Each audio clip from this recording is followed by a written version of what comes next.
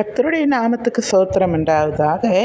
இயேசு கிறிஸ்துவின் இரத்தம் சகல பாவங்களையும் நீக்கி நம்மை சுத்திகரிக்கும்.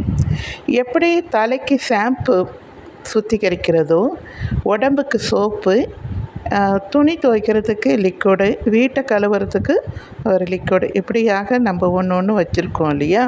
ஆனால் நாம் செய்த பாவங்கள் சுத்திகரிக்கப்பட வேண்டும் என்றால் இயேசு கிறிஸ்துவின் இரத்தத்தினால மாத்திரம்தான் சுத்திகரிக்க முடியும்.